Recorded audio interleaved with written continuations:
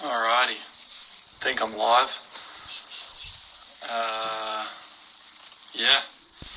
Alrighty, hey, yeah, alright, I think I'm going. I think this is maybe my first live, maybe. So trying it out. I got a guest. Let's call it a guest. It's a buddy. It's Cooper Webb. He goes by the name, and so he rides dirt bikes. So what they call Supercross is like indoor kind of stadiums, and he was the 2019 Supercross champ. And anyone who doesn't know what that is, this is America as well, based in the States. I would highly recommend getting around it, especially if you love F1, if you love racing. It is just intense. It's pretty aggressive. It's fast, and I don't know. I admire the sport. I love it. I respect all the riders and all their skills. And yeah, if anyone's ever tried to jump on a dirt bike before, it's not easy by any means. I've tried riding one for a few years, and every time I jump on, I feel like I am starting back at square one. So for what these guys do, it's pretty impressive. So I wanted to get the reigning champ on and ask him a few questions. And even though the sport is obviously very different to F1, there's still some similarities through one avenue or another. So I wanted to chat to Coop and see what he's got to say. Also see what he's doing in this kind of weird situation that we're in at the moment. But yeah, we'll see what's going on. It's pretty early here, so yeah. Forgive. I kind of keep saying that. Forgive the hair and all that, but I guess it is what it is. If I really cared, I would probably do something about it. So whilst we wait for the big coupe, I got basically a lot of land out here. So for isolation, it's very good. We've got some mini bikes as well, so like some little tracks as well, for what they call mini bikes, I guess, little dirt bikes. But yeah, as a kid, I loved watching. I mean, I loved all motorsports. I love sports in general, but always loved bikes. You know, two wheels. I was always fascinated with how these guys were able to ride so well. And I don't know. It's always like you want what you can't have. So, you know, I'm okay at driving four wheels, but that wasn't good enough. I was like, I want to be good on two wheels. So I got as I said, I got a few bikes, but it's another level. You know what the professionals can do. I guess it goes to show any professional sport. You know, to get to the top doesn't come overnight. And I want to ask Coop what age you started riding. I bet she's going to say something crazy like 3-4 years old, probably, on a dirt bike. I got to look down here to check. I think when he comes on, here we go. Yo, put me in, coach. Alrighty. How do you do it? Here we go. Go live with Cooper Webb.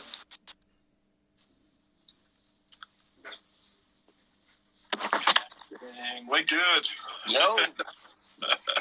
Put me in, coach. You're in. We're in, mate. We're in. I was just warming you up, giving you a little bit of an intro. I was trying my best. Nice. Good or bad? Good. I was given respect for sure. telling everyone how much I suck on two wheels. Probably me at 4, man.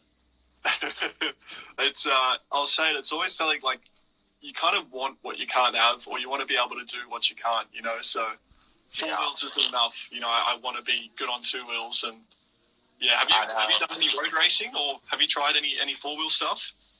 Not too much. I grew up in the States in North Carolina, so obviously NASCAR was like the big thing coming up. But so I did a little bit of karting, but I got in like a late model car once, but I just never really pursued it. Wish, like you said, sitting in my position, and it's always cool to say, man, I wish I would have. But it all works out, and but tried it a little bit, but nothing too much. Okay. All right. Well, mate, what about you with two wheels? Worked right for you. Yeah. Did you grow up like riding dirt bikes and stuff? Mate, I didn't jump on a dirt bike till I was in my 20s. But it was mainly because mum wouldn't let me. She was like petrified of two wheels, you know, and her like letting me race four wheels was kind of intense enough. So I always watched, you know, I loved obviously Supercross, motocross, MotoGP. I was always fascinated. But yeah, was kind of never allowed to have a go. But yeah, we rode like BMX and stuff when we were kids, and build jumps and try and think we were the cool kids. But yeah, since my 20s, I kind of every now and then I'll try and ride a little bit, I just want to learn. I just want to get better. But I think you get to an age as well now where I'm also aware of the risks, so I'm only going to let myself go. So yeah. I was talking a bit before, like, so I started racing at 9, which I thought was young, but all you dirt bike guys seem to start so young. What age were you when you started? Yeah, so I was 4 when I got my first dirt bike. So 5 was like my first race, I believe. But it's crazy, like in dirt bike racing, you know, you can start on a little PW50, which is from age 4 to 8, and basically go from there. So for us, it is crazy. Like 3-4 years old is kind of like the norm. And looking back, like I'm 24 now. It's crazy to think I've been doing it for 20 years, you know, and I'm only 24. So it's pretty crazy that we can, you know, get at it that young. Yeah, that's what blows my mind is how also, like, if anyone has not seen a dirt bike before, they're huge. Like, they're so intimidating to look at. I'm 30 now, and I still look at it, and every time I throw my leg over, I'm like, this thing scares the hell out of me. Like, how you guys can jump on them so young and be able to throw them around, like, that's I know it's like, you know, obviously it's a lot of strength and whatever, but it's technique, but it still blows my mind how you're able to do that. I'm envious. I'm envious for sure. Yeah, my mom made me learn how to ride my bicycle with no training wheels, and then she said once I was able to do that I could try a dirt bike. So yeah, I went out and did that on the road. Probably crashed a few times, but got it dialed, and then tried dirt bikes. So been hooked ever since. So good. Your mum is the opposite of my mum. Yeah, she was so always. It's kind of crazy, you know. Like growing up, I went to school, and so my mom's a school teacher, and so her big thing was, hey, even if you're racing, you got to go to school and do all that first. So we would do our schooling, and then she was the one that actually took me to the track. So she I think had a little bit of a crush for it, or whatever you want to call it, and enjoyed it too. So that was always nice to, you know, most moms are just terrified and don't want you to get hurt, to where she was probably pushing me to do stupid stuff. Well, it worked out pretty well, so shout out to Mama Webb. Mate, I was gonna, like, because I watch the sport, and like I do with a lot of sports, like I try to understand, like put myself in, say, in your position, and I try to find like similarities through, obviously, you know, the sports are different, but like through the mental side of it, or through the preparation. And there's a lot of things where I watch your sport and I'm like, okay, I feel like that moment will be quite similar to F1. Then there's other sides where I'm like, it's completely different. So one thing which I guess is similar, but I want to know where your head's at is like the start. So like the starting gate for you guys, everyone's lined up, and it's like, I guess, similar to the start of our race. You know, everyone's lined up, and those moments before the lights go out, it's kind of the most intense moment of the race, and it can kind of make or break your race, especially because you guys are, you know, your races are 20 or so minutes. where are you at? Like a level of adrenaline intensity? Are you like just running off kind of not anger, but like aggression, or are you like calm and composed in that moment? Where are you? A little bit of everything. I mean, you know how it is. Like on the start, you have so many thoughts running through your head, and a lot of kind of what ifs, but then also trying to focus on, your race and what you can do and stuff. So for me, that's always like, I try to stay pretty loose, going up to the gate and all that. But for us, we have basically a 20-man gate drop opposed to the grid start. So a lot of it is technique. So we obviously do a lot of practicing with technique on the starts and stuff like that. But more the thoughts are just, I don't know. It's at the time you're so nervous, but I guess looking back, it's like, man, those are the most exciting times and sometimes of the race, because there's so much anticipation, not only from yourself, but from every single person in that stadium. No one knows what's going to happen. So to me, that's kind of like, I mean, in racing in general and sports, like you don't know what's going to happen. So for me, it's more of like kind of that fine line of trying to stay relaxed and calm, but also having that intense aggression and just kind of focus to go, hey, I need to execute and do the best I can. Yeah, I hear. That's good. I can certainly relate to like the whole roller coaster of emotions in that those few seconds of the race, and yeah, it's like that's amazing. But yeah, it's amazing. Like we're able to wear kind of heart rate monitors when we race and stuff, and just your heart rate, and just from, I don't know if it's the adrenaline or what, but it's, spiking as you're just sitting there on your bike with the revs, and I'm sure it's the same for y'all, but it is pretty crazy to think that just the anticipation is what's making that happen, not anything physical. Yeah, that's awesome. It's like a first date. You get butterflies. hoping it works out, Oh, that's awesome.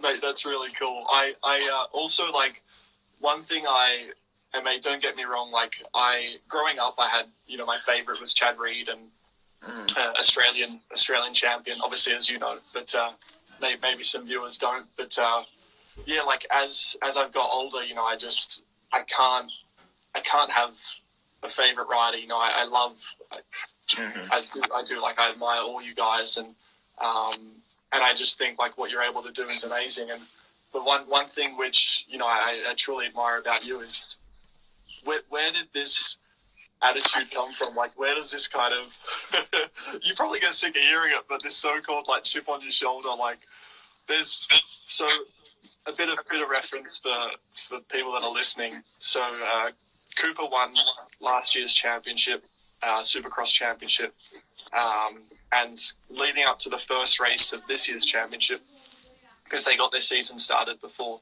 this virus kicked in. He basically said, this was, I think, maybe the day before the first race, he was chatting to his team, and I think it was a quote. It was, "I ain't shit right now." And that mentality of you're the reigning champ, you've got the number one plate on you, yet you're still coming into the season with that kind of level of intensity, which I think is absolutely necessary, but you also can't kind of teach that. It's admirable, but yeah, what's the story? Where's your upbringing brought this to point? Yeah, I think it was my family. Obviously, my dad was looking back pretty hard, on me and stuff, but in a challenging way. Like he always taught me, every race is a new race, and you're only as good as your last race, was kind of like his saying. And so I guess that always stuck with me. And then I think a lot of it just kind of comes from like growing up, and we race amateur racing, and it's really big in America. It's basically you race from age, like I said, 5, 6 until you're 16 years old, and you're just fighting the whole time to get an opportunity to ride for a factory team or a sponsored team. And I think for me, I was fortunate enough to obviously get a ride when I turned pro, but I had done really well as an amateur, and it just so happened that my age group, we we had a lot of really good guys, and it's almost like in other sports, like the draft, I guess, if you will, and I was the guy that got picked last, I guess you could say, and there was only one team that gave me opportunity to race for them, and I don't know, I think that just always stuck with me. I had a 1-year contract for really no money, and not many people, I guess, believed in my abilities at that time, and it's just what I always remember. And I guess I quickly was able to kind of have some success and turn that around and, win championships. And as I've gotten older, continued to kind of do so. So I guess that's just what's always kind of motivated me is like, hey, at one point, every team in our paddock were looking at you looking at me as we're not really think this guy can do it. So I don't know. I think that's just what motivates me, and I always try to have that same mentality. Like, hey, I'm only as good as my last race, and for me that motivates me. Like I've been there where I try to get motivated by different things, and it comes always back to the same thing of like, hey, let's go prove these people wrong, and just so maybe that's not what everybody likes to do, but for me, I really enjoy that. It's just kind of that underdog kind of fight, I guess you could say, and having that chip on your shoulder and just understanding that, stuff can happen so quick with results, and sports in general, you're on top one day and you're at the bottom the next. And so, always got to keep grinding away and I guess have that mentality. Yeah, it's exactly right, and that's a good way to put it. And I think, if you come up with any kind of, it's funny, like you hold on to things. So you say like you hold on to when you were young, and someone's saying, I bet you can't do that or whatever, and it's like some things just stick, and they'll always keep you wired that way to think that way. And it's cool that you're able to hold on to that, because I think a lot of guys, when they get to the top, athletes or business people, whatever, I guess there's that level of complacency, and I've made it now, and I'm the best, blah blah blah, and don't really need to do anything else. But it's like, to continue to have that drive in your mind, and continue to want to prove people wrong. And okay, you said I wouldn't win one, all right, I'm going to now win 2. All right, I'm going to win 3. So that's really cool. No, I just had some sheep back there trying to hit some tabletops. I was going to say, what you got, Nate? What is that, some BMX or? Yeah, well there was originally for some mountain bikes, and I got a couple little Sierra 50s and some KLX 110s. So I'm just trying to fill the time. Yeah, it's a crazy time, dude. Yeah. Crazy time. Wait, so where are you now? You're East Coast, right? Yeah. So I live in Florida now, just outside of Orlando, in the States. So yeah, we're all in quarantine and doing what the government says, and just kind of hanging out, not doing too much. We're still doing a little bit of training, not doing too much riding right now, just to kind of stay safe and away from getting injured or anything like that. And just kind of laying low, kind of doing, I guess, what everybody's doing, getting a taste of, I guess you could say, normal life. No travel, no obligations. I'm sure that's weird for you. You're always on the go.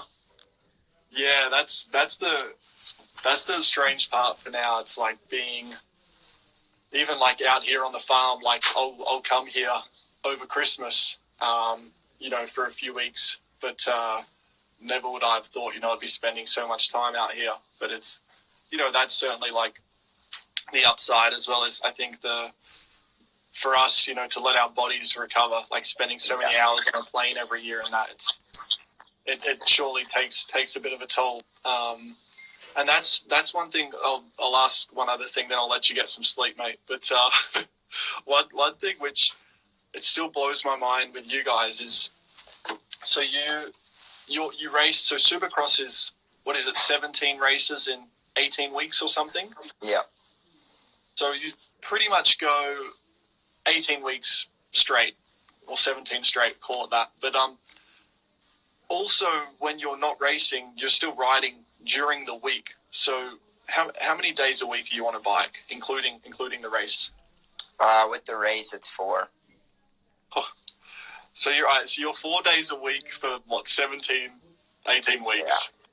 Yeah, and that's the hard part about it is like most motorsports, you know, you don't, I wouldn't say get to practice, but, you know, obviously for you guys and a lot of different motorsports, it's the financial side of it that doesn't allow you to practice during the week. And for us, we're still kind of at that playing field where my practice bike is the same as my racer bike. So one of the things that makes our sport, I would say, you know, much more intense and the risk factor kind of comes in a lot more is we practice, like I said, 3 days a week and then race every Saturday. And, you know, in order to get ready for our race that starts January, we have to give 3 months of training and practicing to get ready for it. So not only are we, you know, physically conditioning with cardio and strength and the mental side and flexibility and all that, but then we're also doing our laps and testing our motorcycle in different parts and suspension, engine.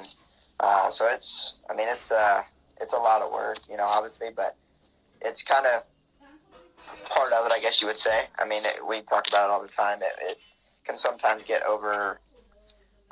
Like, you definitely have to have that balance of knowing when to push hard, but also kind of be smart. And like you said, we have 17 races, but we're probably on our dirt bike, I'd say a good 40 to 45 weeks out of the year.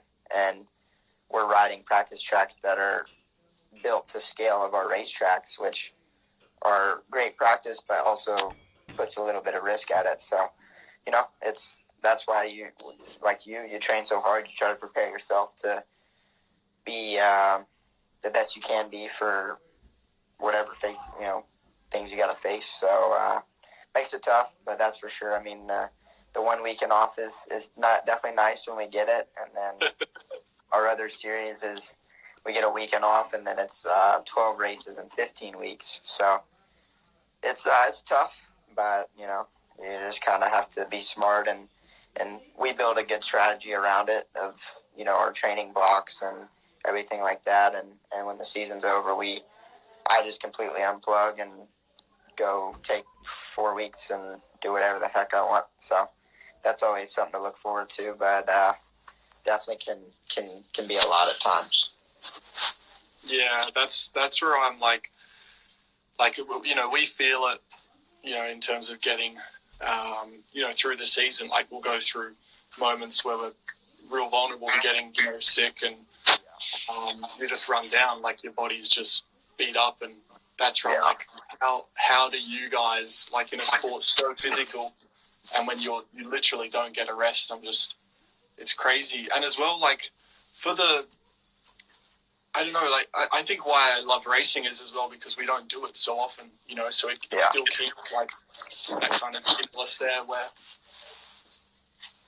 You're shit on, man. What was that? You get a bird shit on. I don't know, yeah, I'm feeling something. But yeah, like, it amazes me that you guys still, I guess, love it so much, you know, because naturally when you do something so often, it's like, I fear as well that you guys will fall out of love with it, you know, at such a young age. I mean, I think that happens, unfortunately. And as well as that, like, injuries do start to catch up, you know, and for us, it's not uncommon to retire at 30 or even sooner, you know, which people look at both sides, but I think in a way it is unfortunate. You know, I mean, I agree. I think if we didn't quite ride as much during the week and kind of limited it to, even if it was only 1 day a week riding or whatever it is, to kind of save your body, you know, maybe keep you doing it a few years more, but then you almost then go to the races not as prepared as everyone else, and you almost fall behind naturally, which then, you know, affects your results. So It is tough. I mean, I'm not sure what the answer is or what'll change, but I still love it, and that competition I think is what keeps me always coming back. And I'm sure like you said, there's just no feeling like racing and competing on the biggest stage of whatever sport. So I mean that's what I look forward to. This Saturday, I say the Saturday Night Lights. There's nothing better. Yeah, that's awesome. I could ask you another 2 hours worth of questions, but I'll save it. But yeah, man, it was it's cool. It's cool to hear it, and as I said, mate, for you to still, I guess, want it so bad after already tasting success. Like, it's people would think, oh yeah, like of course, that's everyone's mentality, but it's not always the case. And yeah, hats off to you for holding that down. And mate, I really think this time, this forced home time, will be good for all you guys just to recover. Yeah, just kind of reset. So take some positives from it for sure. But I'm sure. All right, buddy. Well, thanks for chatting. I said it would be like 10 minutes. It's been about 20 or something. I haven't going on, believe it or not. Good chat. Good seeing you virtually. Like I told you, I'm going to try to, whenever y'all get back, I'm going to try to get to a race and sneak into a race. Absolutely. Yeah, it's a long time coming. Yeah. But no, I look forward to it, and good luck this year, and we'll be rooting for you. Like I said, man, I'm always a fan of the underdogs. Thanks, bro. All right, mate. Well, enjoy your night. Thanks for the chat. All right. See ya. See you, buddy.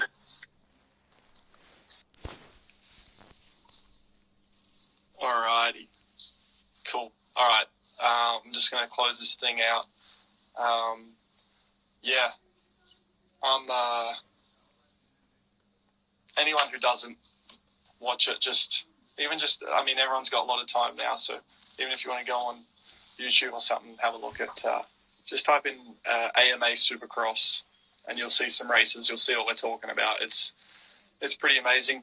But yeah, final message, wherever you all are, hope everyone's doing well in this, strange times, to say the least. But yeah, hopefully it also gives you a chance to do some self-reflection and maybe do some things that you wanted to do for a while but had to hit the pause button.